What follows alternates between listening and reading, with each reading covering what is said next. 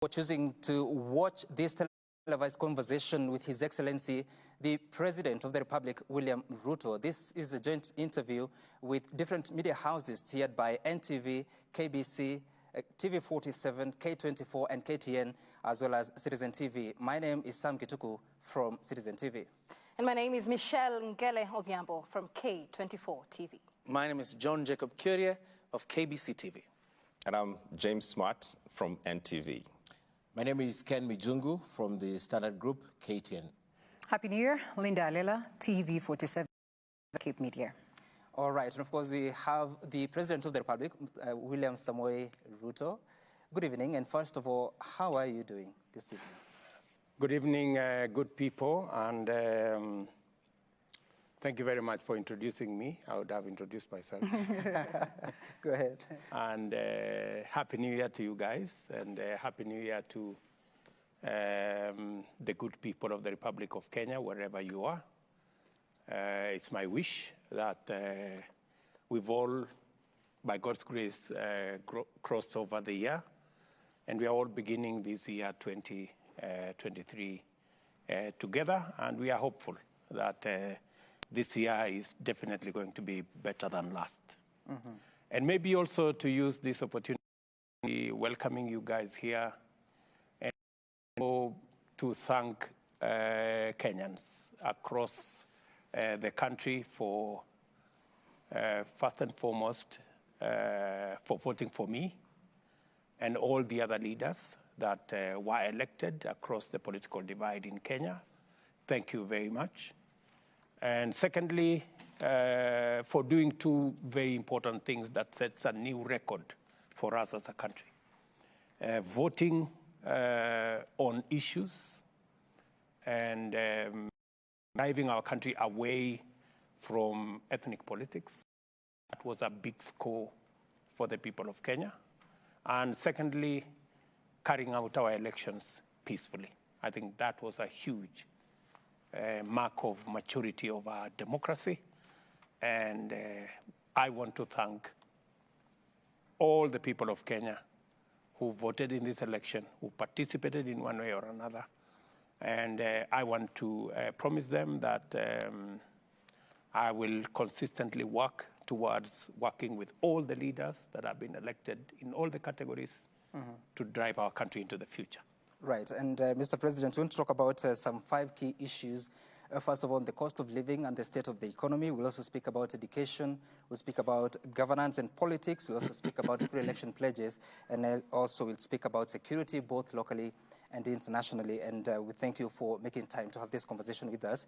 Let's get started, because at this moment, we remember hearing you on the eve of the transition of the year between 2022 and 2023. And you spoke about a conversation the country will have in 3 months' time about the cost of electricity.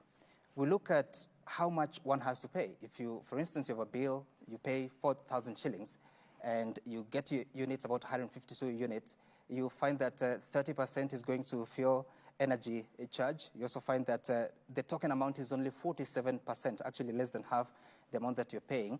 And also remember, recently there was a report, a task force by your predecessor that came out and saw that we're paying so much for the cost of energy. Even if you have this conversation in 3 months' time, what will change? Cost of living, Sam,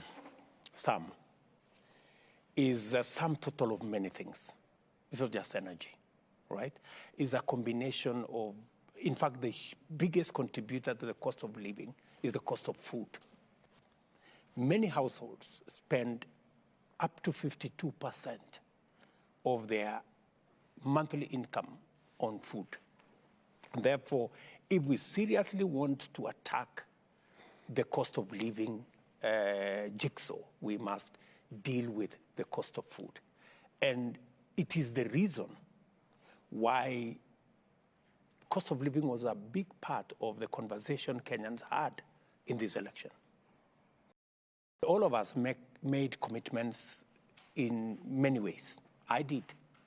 And it's the reason why, when I came into office, the very first thing, among the very first things I did, is to begin the journey to bring back the country to the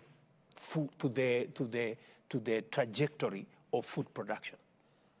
I ordered immediately that we supply 1.5 million bags of fertilizer for the farmers in the short range category. I have progressed that. We now have the first 200,000 metric tons of fertilizer already landed in the country. We intend, as we have done, we've reduced the cost from about 6,000 to 700. I have also instructed that we work with even the land parcels we have within government, ADC, YS, prisons, to make sure that we use them to produce farm inputs, including seeds, and making sure that we are self-sufficient.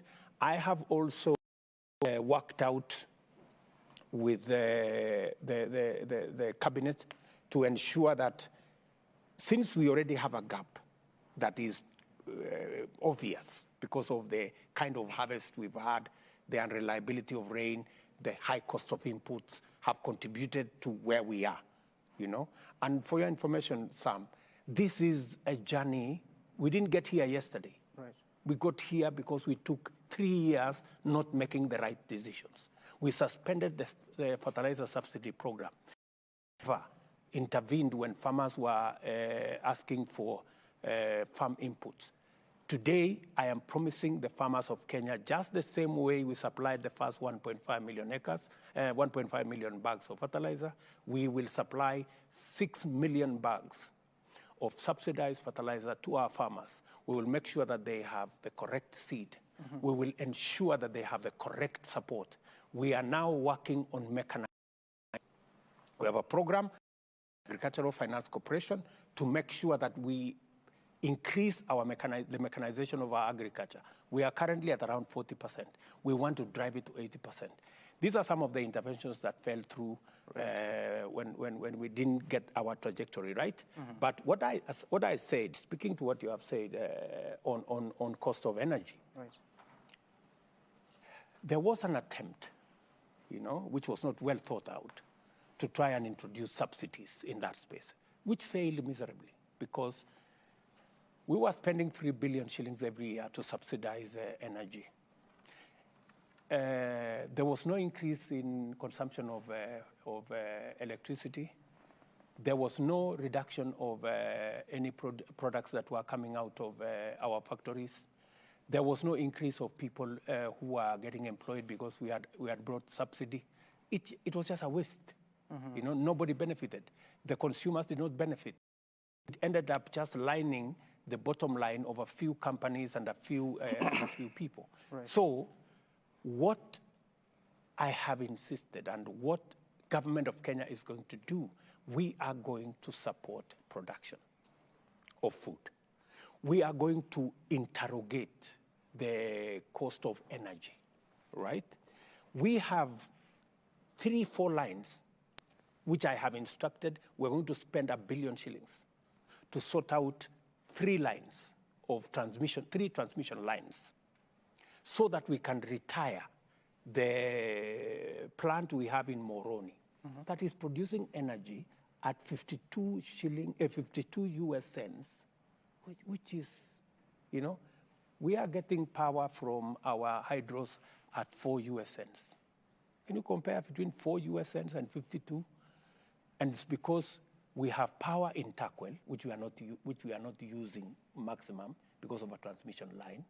We have other hydros that we are not using because of transmission line. So I have already instructed that we complete those transmission lines within the next 10 months so that we make sure that we bring down the cost of energy, because we will retire some of the thermal power that is causing this huge cost, right? So what do you do to the power purchase agreements and the independent power producers? Because according to the task force report, it was talking about the power cost for the financial year 2020, it was 87 billion shillings, which is 66% of the sales. They went ahead to say that, yes, the Kenyan was contributing about 72% of the power, but the resources that they were taking is about 48%. For the independent power producers, they are giving Kenya Power about 25% of power, but they're taking away about of the payments. So how do you deal with that even as you go to the different transmission lines? Precisely. First, the turbine we are retiring in Moroni belongs to government. It's a Kenyan turbine. So that we will have no conversation. We will just retire that. Then we will have to have a candid discussion with our thermal energy producers. And for your information, we need them. The problem is, for the last 5 years, we haven't generated much of power. We have megawatts of capped geothermal energy, which I have instructed that we should move with speed to unlock that potential. Because much as we want to retire the thermal power, we have a challenge of the amount of supply of power during the peak hours. So we are juggling between making sure that we use what we have efficiently, we generate the much more efficient power sources so that we can begin the journey to retire the thermal ones. But this requires a consistent, approach and consistent follow-up. And that's what I intend to do. All right.